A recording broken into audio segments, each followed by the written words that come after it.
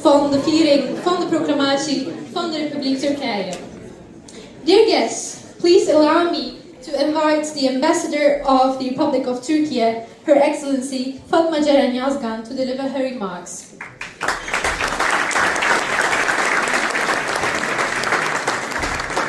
Hello and welcome all. It's such a great pleasure to see you today. And don't be afraid about these papers, I'm not going to read them to you. And now the program starts actually with our national anthems, the Dutch national anthem and the Turkish national anthem, and then we will do the official welcoming. May I invite you for the national anthems?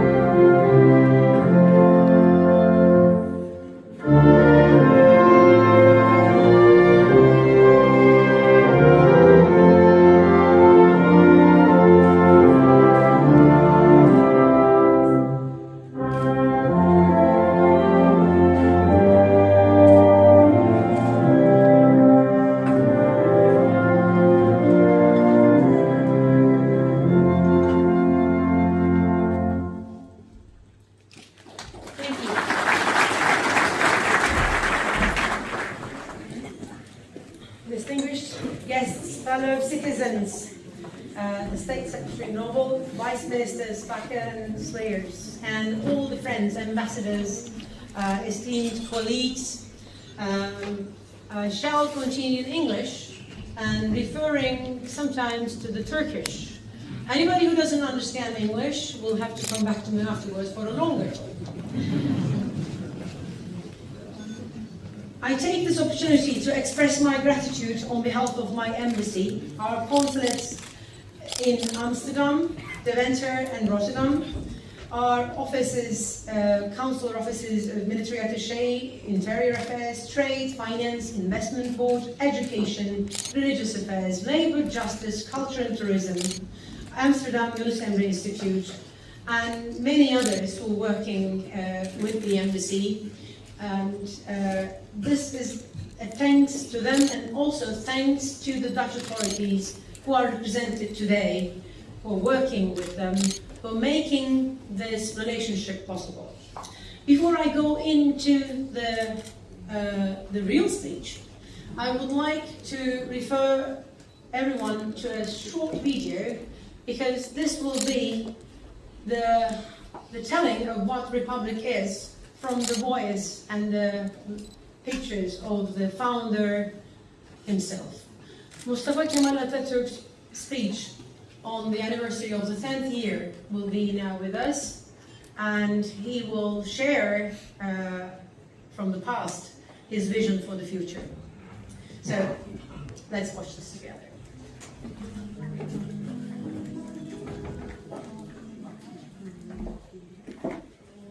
Osmanlı'da çok ve büyük işler yaptık. Bu işlerin en büyük temeli Türk kahramanlığı ve yüksek Türk kültürü olan Türkiye Cumhuriyeti'dir. Yaptıklarımızı asla tatil göremeyiz. Milli kültürümüzü doğası medeniyet seviyesine üstüne çıkaracağız. Bunda da muvaffak olacağımıza şüphem yoktur. Çünkü Türk milleti milli birlik ve beraberlikle üstünleri yenmesini bilmiştir.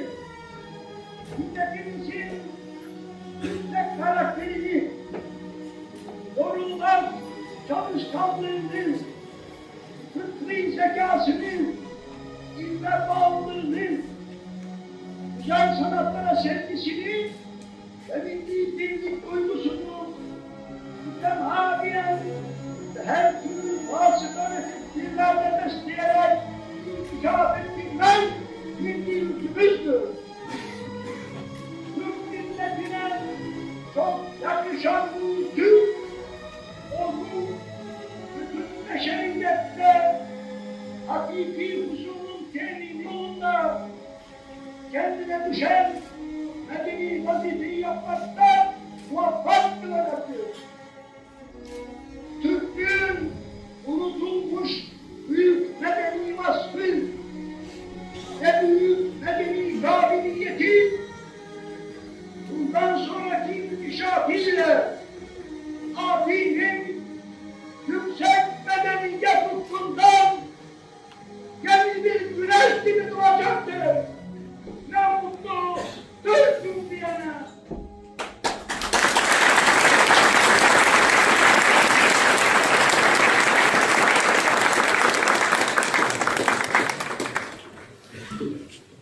I would like to welcome all high guests here. There is the State Secretary for Participation and Integration, His Excellency Jürgen Nobel, Mr. Wouter Kolff, I'm not sure about my pronunciation still, the King's Commissioner, Province of Zuid, Holland. Is this Zuid? Is good? Okay. I'm working on the Dutch. Now, some of you couldn't see what wrote here. There were some subtitles in English, but it was the vision of this great man, Mustafa Kemal Atatürk, who led us to the independence war, and through that he did not decide to be the ruler himself. He decided to have a republic. Because in his message to us, which is now echoed in the message you will find around the tables of our president, Recep Tayyip Erdogan, the same spirit. Sovereignty unconditionally belongs to the nation. And both leaders, from the 10th year and today on the 102nd year, both leaders underline a message. The sovereignty which comes from the nation is referring to a centuries-old continuum of state tradition of the Turkish people, who, in the face of most difficult times, found a way to survive. The courage, the strength in national unity. The Republic of Turkey is the final bastion of our nation. In this proud moment, we also find a kindred spirit in the history of the Dutch people, who centuries ago fought their own struggle for independence, leading the founding of the Dutch Republic of 1581. The words of William of Orange still echo across the time. I can do no other than to continue until the end. While some German newspapers I've read continue to claim that Germans were the first one to recognize the Dutch Republic, it's not true. The German embassy is here, but the ambassador is not here, so I can challenge that. No, but it is a historic phase, and the reality is the Ottomans were the ones to recognize the Dutch because they wanted to start the trade. And our relations with the Netherlands began in 1612, roving through diplomacy and trade. Today, Netherlands became the largest investor in Turkey, and our trade volume has reached a sweet 13 billion euro, which we want more. However, our most valuable joint investment has been in human resources. A vibrant Dutch-Turkish community, who are today represented, many of ours, and yours. They have been evolving in these lands since 1964. The third and fourth generations came from blue-collar guest workers to builders, vendors, financiers, industrialists, DJs, police officers, military personnel, scientists, tech wizards. Amsterdam and Eindhoven now are filled with tech and finance-savvy new expats. Now, the old migrants, now the Dutch Turks, they speak Dutch. The new expats, they don't speak Dutch. And that's my difficulty as the ambassador. I'm trying to make them speak Turkish to each other, and Dutch with the Netherlands, and English with the world. So then these, if you can do it with this new Generation Z and Millennials on their Instagram and TikTok, then we have the spirit. I would like to say that we have very good stories to tell, and we will have many more to come. In Queen Beatrix's wise words, I would like to reiterate here, openness and tolerance form a major basis of trust. Through the ages, our societies drew the strength from the presence of people with different cultural and ideological backgrounds. We appreciate her wisdom that reflects the learned lessons from the history of the old world. Indeed, preceding Magna Carta, in 1622, the Prophet Muhammad drafted a text in the city of Medina to make the Jews and the Christians and the Muslims, who were the new Ummah, to live in peace. And he regulated the code of conduct, to trade. So this was there. And then the Seljuks, who are our ancestors, and remember my predecessor's name, Seljuk. He's a good guy, he's in China in good hands, but now I'm here. And so the Seljuks, when they came, they realized that they could not have established an empire without the Assyrians and Armenians on their countries. So they decided to have an inclusive government and a bright diplomacy, because the Byzantines were the longest rule in the lands now which live in. It's been some 1,000 years since we are in our neighborhood and happily settled. And then the Ottomans came. I always tell the third bride of the Ottomans were Byzantine. And the Ottoman ambassador who died here in 1914 is now buried in The Hague, was a Greek Ottoman, Aristaki Bey. So I am now the 14th ambassador in this line, which is representing that continuum.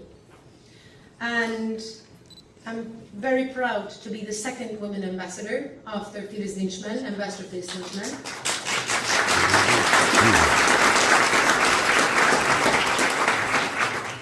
So we need wise women always. So I'll go back to Queen Beatrix as the wise woman here. She said, "It is important to identify what binds us. We cannot deny our differences, but must see them as a starting point for social dialogue that is the basis for mutual respect. Yet there are some differences which may not be converged. It's simply not possible. I can assure our Dutch friends that they may have to accept the fact that the Turks will continue to fight for paying the bill in restaurants and cafes. So no tikis for Turks. So frankly, the rest of the differences, they're only a matter of governance. We can govern it much better than today and all together. In the course of our 400 plus years of relations, the Dutch and the Turks have not fought against each other, not even once. Can you believe it? But they fought for each other. They fought side by side sometimes. And the earliest victim was Iceland. Because the Dutch sailors, who were very good sailing, they decided to go for piracy on behalf of the Ottomans. They ransacked the Iceland, and there's no Icelandic ambassador here. And what happened is today there is some sort of legal legitimation of if you want to kill a Turk, it's sort of, you can do it, and it became the cooperation, the Dutch-Turkish cooperation. So no, we are now doing much better in NATO, and we appreciate our alliance. Look forward to developing our complementary defense capacities and our abilities.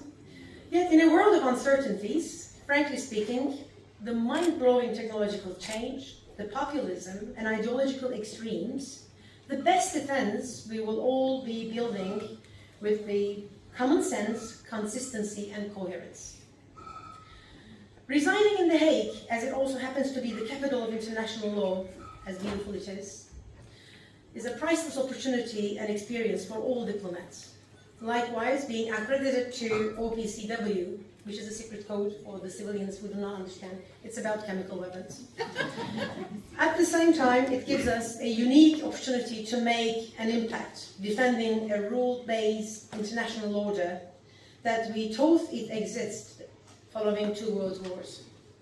And yet our children today are very aware that this order, whatever it was, could not protect the innocent lives, and therefore they're worried about themselves. They're worried about the future. They had read Anne Frank's diary and were promised never again the humanity would allow such horrors. But they watched Infrajab's murder. They hear their last words.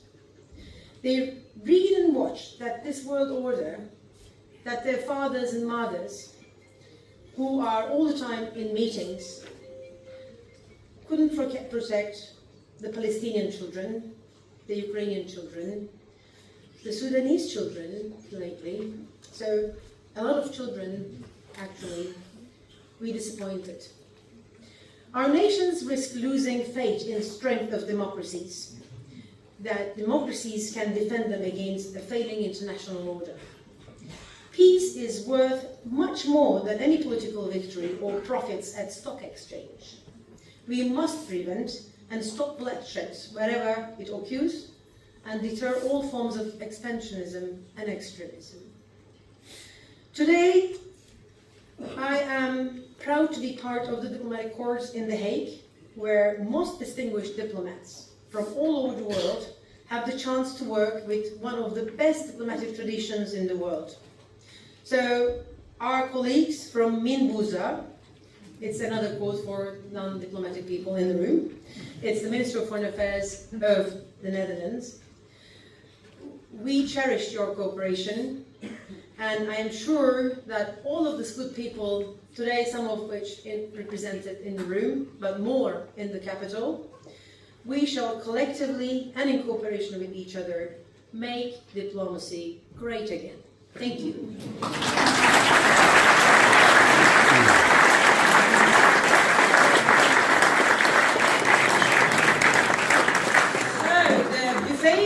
The drinks are on and the music will be coming soon. It's a party from now on.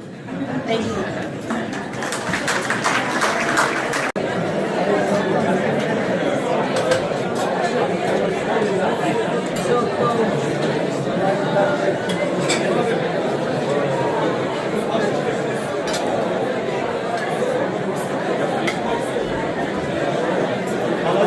Baba seni arıyor.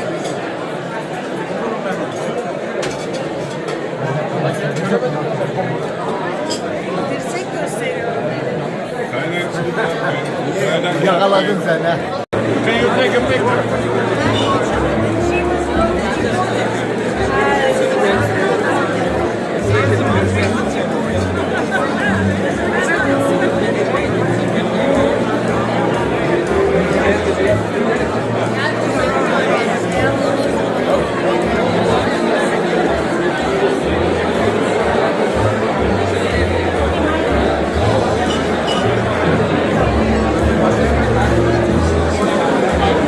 Bir saniye.